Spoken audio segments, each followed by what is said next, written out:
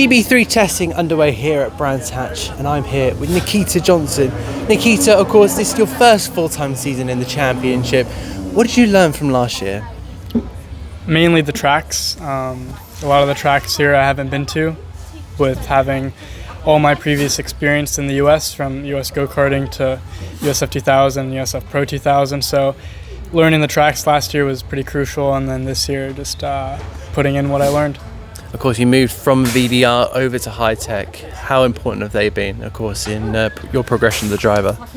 Yes, I mean, VRD's been really important throughout my whole career. I've been with them for a really long time, but we all sat down and, made a decision that I needed to go to another team that had an F3 team and F2 team that I could go potentially move up and have a few options after GB3. So we sat down and decided to go move to high tech, and that was our best choice. And I've been really loving it here. I came here in, I think, October, November, right around there, and I mean, it's just been a really, really good team, and it's probably one of the best decisions. Of course, what made you kind of come to the UK for the championship rather than maybe something like FRECA or Euro Cup 3? So I came to GB3 because VRD was already here, and I was racing with VRD at that point back in the States. So we decided, well, it's a no-brainer to come over here in the winter and go do some testing, go learn different type of tires, and come over here on some of these tracks that are a bit harder than some of the US tracks that we go to.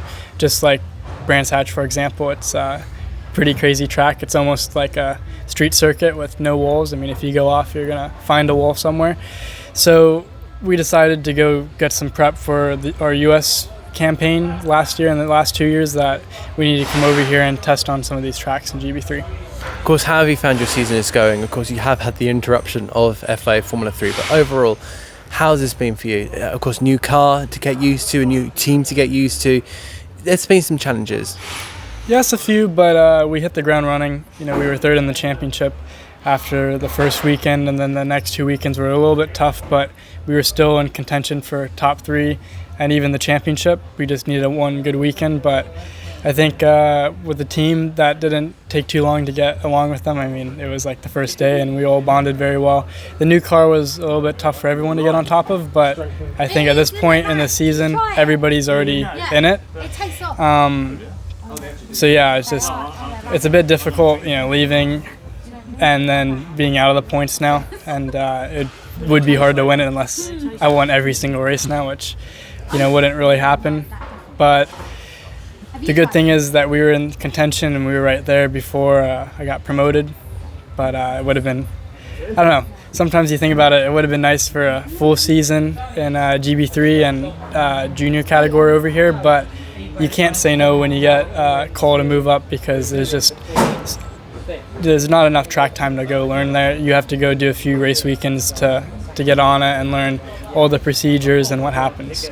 Yeah, I was going to kind of say, because of course there've been plenty of European circuits that have been added to the GB3 calendar. I think it's been amazing to see some of these guys really progressing in those European rounds.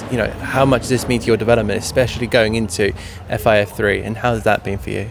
Yes, it's helped me so much. Like I went to Budapest last year in GB3 and Spa, I'm pretty sure. So this year when I went to Budapest and FIF3, I already knew the track. Unfortunately, we didn't have the qualifying we wanted with a block lap and some other stuff, but we, that helped a lot being there already in GB3, or I would have never had any track time there for this year. Of course, thinking about next year, of course, there is FIA Formula 3 as a potential, but are you still thinking that maybe GB3 would be the way to continue that growth, or would you want to risk that jump into Formula 3? I think for me, and I think a few other drivers in this paddock would agree for themselves, it would be good for the move to FIF3, because there's so many different types of things you can't learn in GB3 or FRECA or FR Oceania. That's just how it is. You can't learn it in any other junior category unless you go in FIF3. So to go make the next few steps in my career, like driver development, at least on that side, I would have to move up just to go learn and see what's happening there. Nikita, it's been a pleasure to talk to you. All the best for the rest of the season, and hope to see you maybe in an F3 car in the future full time. Thank you for your time. Thank you very much.